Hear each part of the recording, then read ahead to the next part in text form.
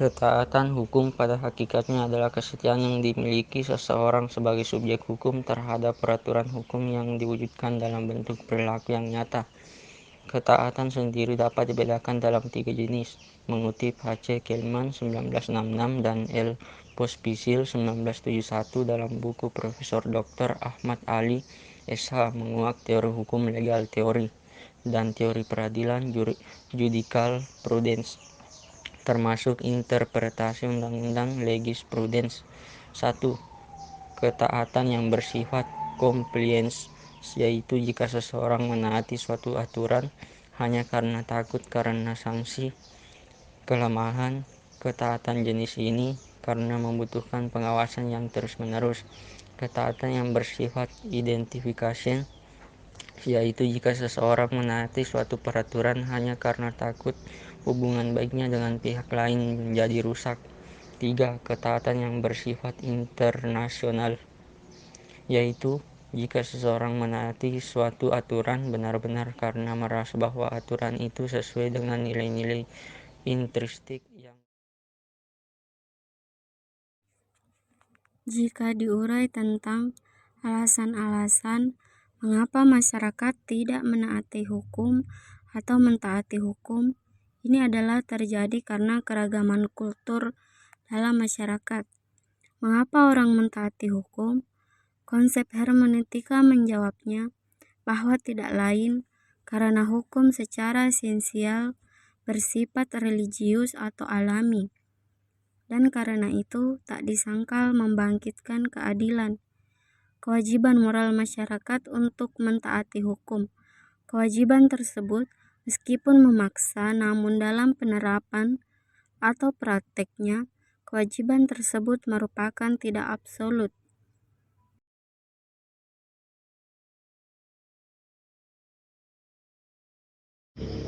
Masalah ketaatan hukum masyarakat mulai lagi berperan dalam pembentukan, penerapan, dan penganalisaan hukum. Dengan demikian, terhadap hukum dalam masyarakat maju, berlaku ajaran yang disebut dengan sio varian teori. Teori ini mengajarkan bahwa ada kecocokan antara hukum dan bentuk-bentuk perilaku hukum.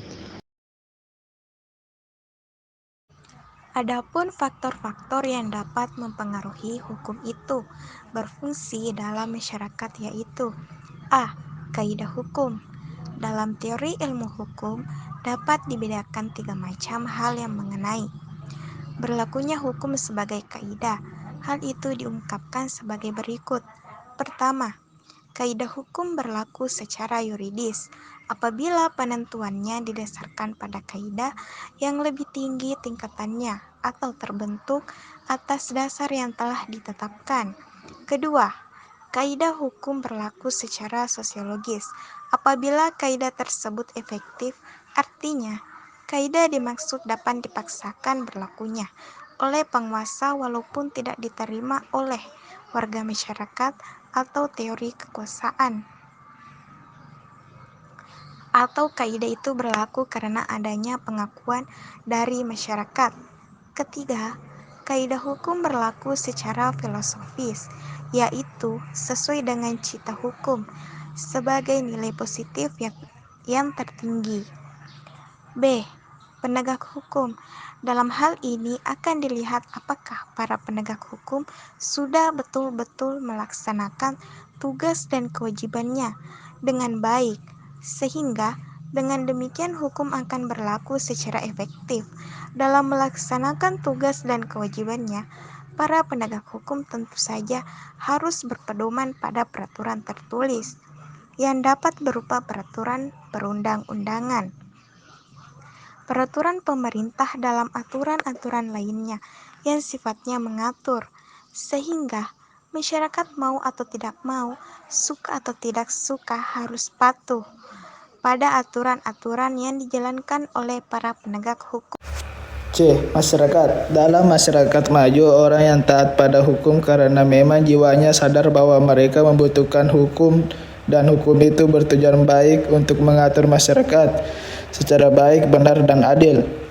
Sebaliknya, dalam masyarakat tradisional, kesadaran hukum masyarakat berpengaruh secara tidak langsung pada ketaatan hukum. Dalam hal ini mereka taat pada hukum bukan karena keyakinannya secara langsung bahwa hukum itu baik atau karena mereka memang membutuhkan hukum, melainkan mereka patuh pada hukum lebih karena dimintakan, bahkan dipaksakan oleh para pemimpinannya, atau karena perintah agama atau kepercayaannya. Jadi dalam hal pengaruh tidak langsung ini, kesearaan hukum dari masyarakat lebih untuk patuh kepada pemimpin, agama, kepercayaannya, dan sebagainya. Upaya meningkatkan kesadaran hukum dan ketaatan hukum masyarakat. Dalam usaha meningkatkan dan membina kesadaran hukum dan ketaatan hukum, ada 3 tindakan pokok yang dapat dilakukan. 1. Tindakan represif. Tindakan ini harus bersifat drastik dan tegas. Petugas penegak hukum dalam melaksanakan law enforcement harus lebih tegas dan konsekuen. Pengawasan terhadap petugas penegak hukum harus lebih ditingkatkan atau diperketat. Makin kendornya pelaksanaan law enforcement akan menyebabkan merosotnya kesadaran hukum. Para petugas penegak hukum tidak boleh membeda-bedakan golongan. B. Tindakan preventif merupakan usaha untuk mencegah terjadinya pelanggaran hukum atau merosotnya kesadaran hukum dengan memperberat ancaman hukuman terhadap pelanggaran. Pelanggaran hukum dapat dicegah. Demikian pula ketaatan atau kepatuhan hukum para warga negara perlu diawasi dengan ketat. C. Tindakan persuasif, yaitu mendorong, memacu. Kesadaran hukum erat kaitannya dengan hukum, sedangkan hukum adalah produk kebudayaan.